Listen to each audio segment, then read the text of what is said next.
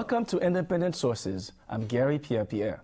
The U.S. has been described as a nation of immigrants, and half those immigrants are women. Recent studies report that women account for 50% of the foreign-born U.S. population.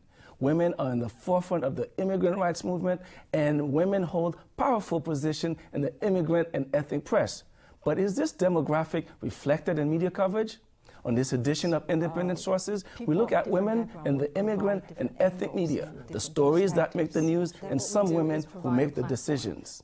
We talk with a Korean-American journalist about her community and coverage of North Korea. And we profile a newspaper whose main mission is preserving a strong Italian identity. But first, women immigrants and how they are portrayed in the press. Joining me to discuss this issue are two women who are making their mark in the immigrant and ethnic media. Nida Khan is editor-in-chief of Elan, the Guide to Global Muslim Culture. Chiu is editor of special sections at World Journal, a major Chinese language daily. Welcome to both of you. Thank you. Before we get into our discussion, let's watch this report by Michelle García on the coverage of women immigrants. The immigrant. What image comes to mind when you imagine an immigrant? Meyer said her agency will accelerate. What are the images that you see in the media? Because employers are getting the message that it's risky to hire. To media observers, one sharp image comes to mind. I think is that we're not covering immigrant lives. We're covering immigration as a problem. So when we talk about immigration as a problem, what comes to mind usually is a problematic man. But the numbers tell a different story. Women account for 1/2 of worldwide migration. California Congressman Sam Farr has compared ICE tactics to those whole debate over immigration, and this has largely been told as a male experience. And our images of, as you say, of the role of the immigrant, we immediately flash on the day laborer. Just consider the effect of reframing the immigration story with a woman. In this recent CNN report, we see immigrants in detention. Some complain the desert nights are cold. Others But notice, when the focus shifts from problem to plight, the image changes to that of a woman. An illegal immigrant like Ruby doesn't get counted when the government makes official counts of the unemployed and underemployed. And it's this image of the family-focused immigrant that women see for themselves, according to an upcoming poll by New America Media. They're not only the majority, but their goals for coming to this country, and their goals for staying here, and their goals if they have to leave, are so remarkably focused on private civic issues of family. Mirta Ojito says that after 20 years on the immigration beat, women-focused stories reveal much about immigration and immigrant lives. In New York in particular, I have actually written of women who are here to support their families back home, including their husbands, because it is sometimes easier for a woman to find a job as a babysitter or a housekeeper than it is for men to find jobs. So we ought to be doing more of that. Peter Kwong says women's stories reveal much about the Chinese immigration experience. Most Chinese migration mainly family migration. So we're not talking about just men, we're talking about women and kids. From that perspective, migration perspective, women always play the primary role. Organizing the migration, getting papers, and all those things are very much, men are much more, we're going to go, and a lot of the details taken care of by the women. And Kwong says ethnic media, Chinese language in particular, can often overlook women's stories. Two biggest industry in the past in Chinese community, one is restaurant, one is garment. Chinatown economy is held up by these two economies. There's a long understanding feeling that somehow women are really not the major, most important primary bread owner. As immigration once again promises to be a hot-button political issue, the future and fate of women will also likely be at stake. But time will tell if the story of the most recent Great Migration will change from his story to her story. For Independent Sources, I'm Michelle García. Christine, wanted to start with you. How is it at World Journal? What role does women play in the coverage? And you're an editor there and setting up the coverage. It's very interesting. We have more women than men in the newsroom. Okay. And out of the 8 section chiefs in the newsroom, 5 are women. So I think women do play a very important role in the making of news and the judgment of news. And the coverage, the kind of stories, do you often make sure that women stories are told at the World Journal? Yes, of course. The fact that we have so many women in the decision-making position, we not necessarily look for a women angle, but it is looked upon by women workers. So I do think we have a good representation in the news. Okay. Nida, let's talk about the mainstream look at women. Do you agree that oftentimes the mainstream press ignore the plight of women, or as we said in this report, when it becomes a plight, actually, we talk about women, but when it's a problem, it's a man. Do you agree with that sense? Definitely. I mean, women, for the most part, especially women of color, are largely left out of the conversation in mainstream media. And when they are, actually portrayed, it's in that oppressed mode, or the submissive mode. And especially, unfortunately, with Muslim women, that is the mainstream connotation associated with being a Muslim woman, which in actuality runs counter to the tenets of the religion itself. And even with our magazine, same thing as Christine was saying, the publisher is a woman, I'm obviously a woman, all our female all our staffers are female, and most of our freelancers are female too. And why do you think women immigrant are portrayed the way they are, as victims, if you will? Christine? I have a different viewpoint. Okay. I personally think I would like to add to Professor Kwong's remark. I think it's very important that Chinese immigrant women actually play a very important role in the life of immigrants.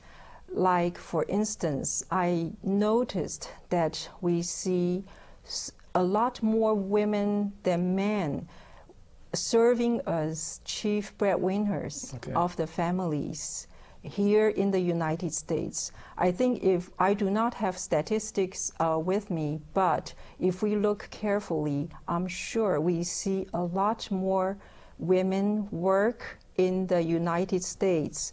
The ratio is much higher than their mother countries like China, Taiwan, Hong Kong. And I think it has to do with the fact of, it has to do with the willingness and the flexibility of women to work, to earn a living for their families. And here I would like to give credit to all these wonderful, hardworking, self-sacrificing women. They've made so much contribution to their families and also to the American society. Okay. Nida, you mentioned a very good point about Muslim women, because oftentimes when they're portrayed, we think they have the burqa on and veil, the covered, but it's not the case. Tell us about your perspective of it. No, not at all. And how do you portray Muslim women in your magazine? Sure. We basically, what we do is provide a platform for young Muslim professionals to kind of portray themselves. And we want to prove that being a Muslim is in fact a diverse body. We're not one-dimensional. It isn't the burqa, and that's, we come in all different shapes, colors, sizes, and there's some who are very traditional, some who are in the middle, and some who may not necessarily practice at all, but still associate with some aspect of the religion itself. Why do you think women are portrayed as a victim in the narrative of the general or mainstream press. Why do you think that's the case? I think it goes back to the sheer fact that there's not enough diversity in newsrooms. You can see the same thing when it comes to race, when it comes to color. When you don't have proper representation, you don't get those stories heard. So if you don't have women of color in there, you won't get their stories out there. And women of color, unfortunately, are really at the bottom of the totem pole. And we saw that even in this past election, the presidential election, with the Green Party candidates. I mean, we rarely heard their stories at all. Their voices weren't heard. You know, people focused on all the candidates. Was it? No, it was Cynthia McKinney and Rosa Clemente, okay. you know, an African-American and a Puerto Rican-American woman. And we rarely heard their voices out there at all in the mainstream media, completely left out of the conversation. Well, Joan, obviously you mentioned most of your top editors are women. The general media, do you think they need more women in position? Yeah, I do think that mainstream media need more women, particularly women of different backgrounds. Not only that, I think this is a broader issue, and that cannot be solved overnight, but certainly deserves more attention. And of course, people of different background would provide different angles and different perspectives that will help. Nida, do women have specific issues that should be dealt with in the media, whether mainstream or ethnic? Are there specific issues that should be covered? I think any issue is a woman's issue. It's just that it's not always discussed in the context of women's issues. I mean, you can take healthcare, the economy, all of those are in fact women's issues. And, you know, healthcare and the economy, I would say even first and foremost are women's issues as opposed to men, because women are the caretakers most of the time for family there. And, you know, as the video just showed, oftentimes the breadwinners as well. So I think it's more so shaping the conversation towards women as opposed to pinpointing, you know, the suffering woman here or something like that. And how do you pinpoint, how do you shape this conversation toward women? How do you do that?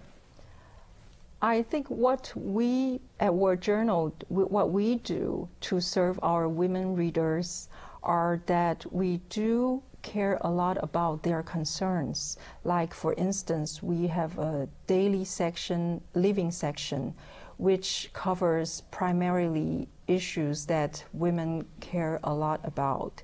Like, take the work that I edit, for example, I edit 2 pages in that section. One is on education and another is on family relations. Both are issues that women do pay a lot of attention to, and we try to serve our readers to provide them with better information. Unfortunately, that's all the time we have. Christine Chiu, Nida Khan, thanks for joining us. Now, here's Abi Ishola with some other news. Thanks, Gary. Here's a look at some headlines from the ethnic media. Weekly Takana reports that New York City public school officials are allegedly harassing students about their immigration status. An immigration rights organization called Desi's Rising Up and Moving surveyed over 600 New York public school students. Over 40% said they've been questioned by school authorities and police about their immigration status, which violates city regulations. The executive director of the organization says the Department of Education isn't doing enough to solve the problem. From El Diario La Prensa, an increasing number of Latinos are lining up for food at pantries and churches as the economy continues to struggle. 87% of city agencies that offer food have seen a significant spike in recipients in the past year. The New York City Coalition Against Hunger finds that the trend has accelerated in the Hispanic community. From Novoye Roskoye Slovo, Judge Robert Katzman of the U.S. Court of Appeals for the Second Circuit says volunteer attorneys could fix struggling immigration courts. Research shows that immigrants who have legal representation in court are 3 to 4 times more likely to win their cases, yet only 35% of immigrants have lawyers. For 2 years, Katzman has been leading several lawyers, judges, and law professors in weekly discussions on how to improve legal representation for immigrants. From Iran Times, many Muslim Americans are thriving but don't know it. A poll conducted by the Gallup Center for Muslim Studies shows that Muslim Americans have the highest rates of employment and gender equality and are generally the most ethnically diverse group. This compared to American Jews, Protestants, Catholics, and Mormons. Yet over 50% of Muslim American respondents describe themselves as struggling. And finally, some female cricketers in New York are now in a league of their own. Caribbean Life reports that the New York Cricket League recently launched the first female cricket team in the city. The team's manager says the players will be a mix of world-class competitors along with players who are new to the sport. Those are just a few headlines from the ethnic media. Back to you, Gary. Thanks, Abby. The tenuous relationship between the U.S. and North Korea seems to be tested almost daily. Last month, North Korean officials detained 2 American journalists. This week, Pyongyang is threatening to go ahead with the launch of a long-range missile, rejecting overtures from the Obama administration. I'm joined by Rose Kim, a professor and journalist who has written about how North Korea is viewed by Korean Americans. Welcome. Hi. Hi. Rose, what is the feelings about North Korea among Korean Americans here?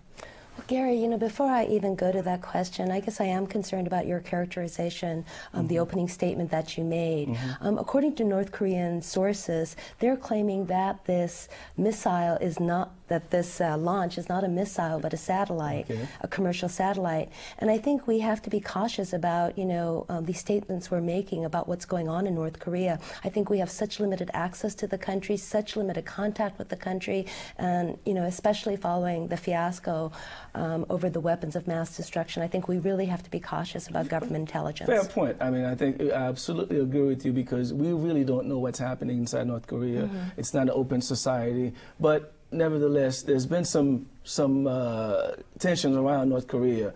And let's get back to the original question. How do Korean Americans feel about the situation in North Korea?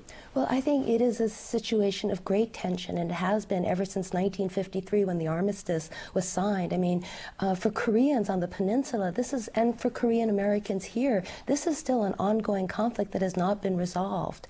And so that's why tensions are so volatile every day. This is an ongoing conflict. So anyhow, regarding the Korean American community here in New York, it's very large and complex. So there are more than 175,000 Korean immigrants living in the metro New York area, and they represent, you know, a vast spectrum of ideas.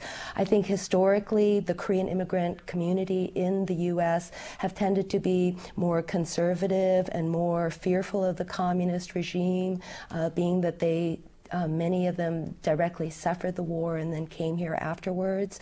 But there's a gap in the culture as well among younger Korean immigrants who you know, don't have those direct memories of the war and are more open to the idea of reuniting with North Korea and having, you know, closer interactions with them.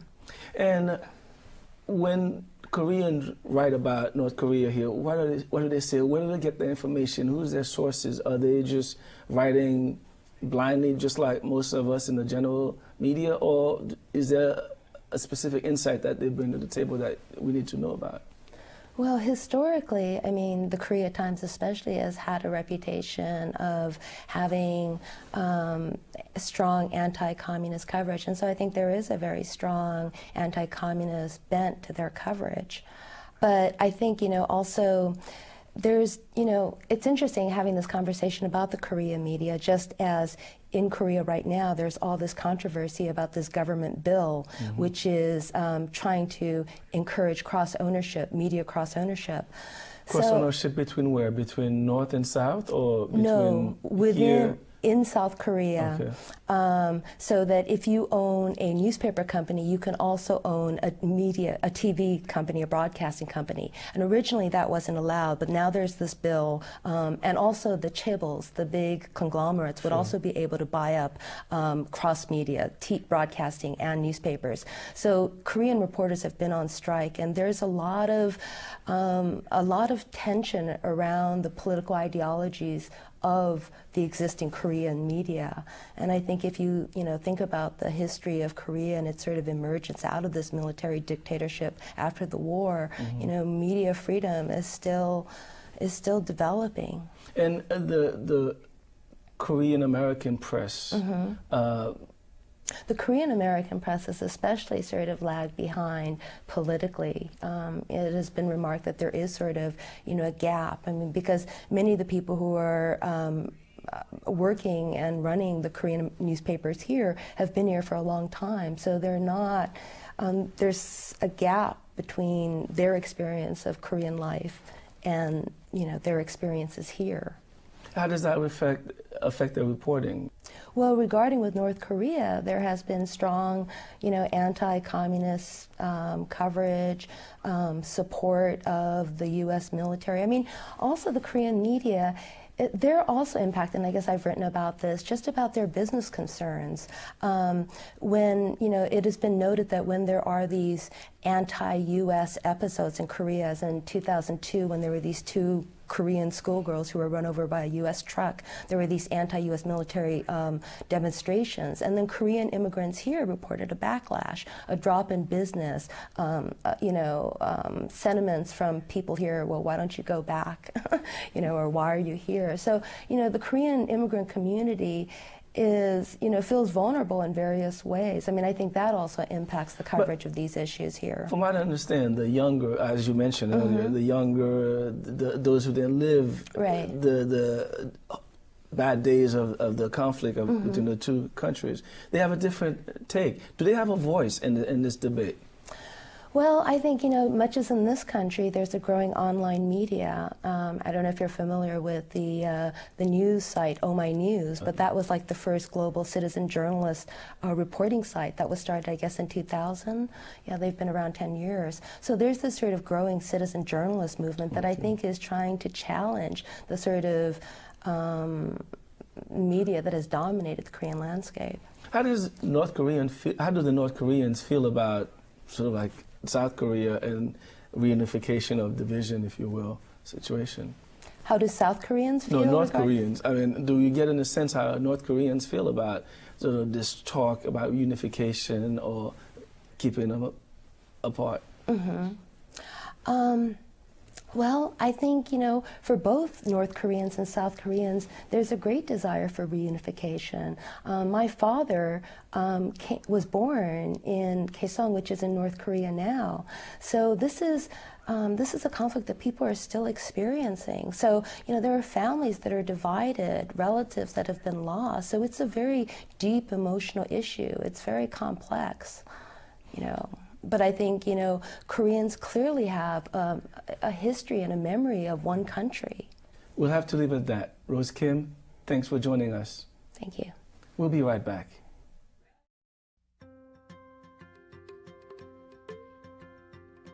There is really only one boy.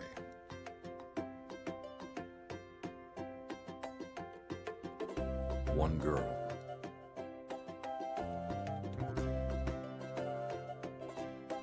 One tree. One forest. One deep, dancing ocean.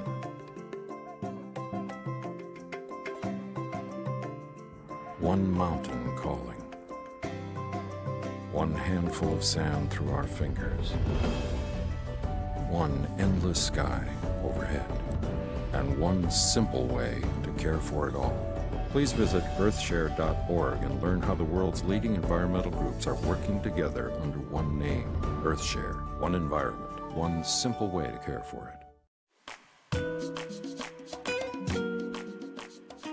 For nearly 80 years, the Italian Tribune has served Italian American communities across the country. The New Jersey-based weekly is sold on more than 5,000 newsstands in the New York metropolitan area. The paper's mission is to maintain a strong Italian identity in local communities. Vianora Vinca has more.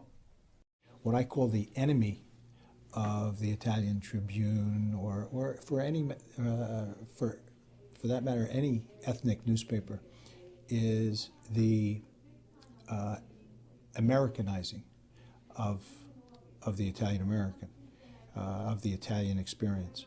They become more American, which is fine, and are not cognizant of their heritage any longer. This young Italian American we met in Brooklyn doesn't read Italian, but says he picks up the Italian Tribune each time he gets the chance.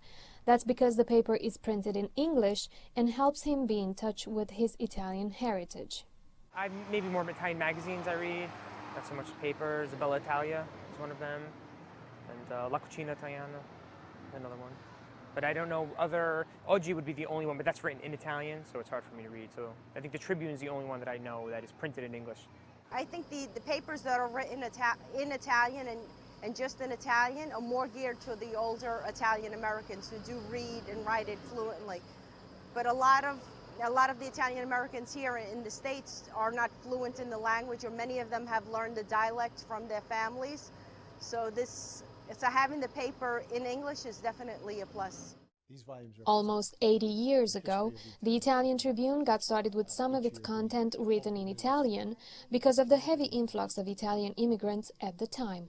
The paper is now published out of Montclair, New Jersey, and you can find it on stands all over the country, including the Brooklyn neighborhood of Bensonhurst.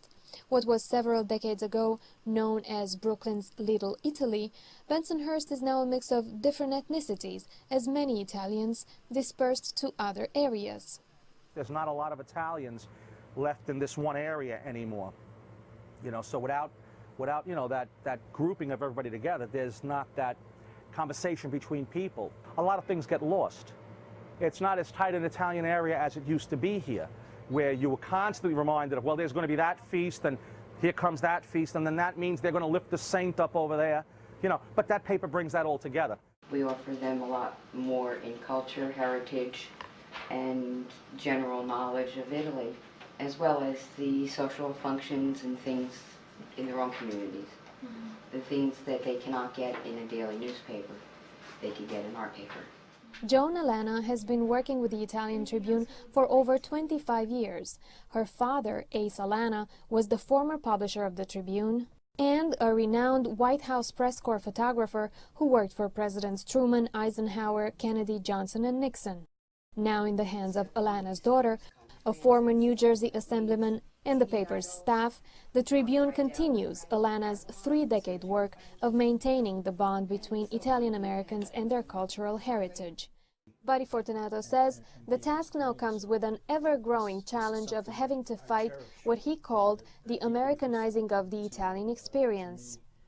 What we have tried to do is create relationships, develop relationships with the service organizations, whether it be the National Italian American Foundation in Washington or the Sons of Italy or UNICO.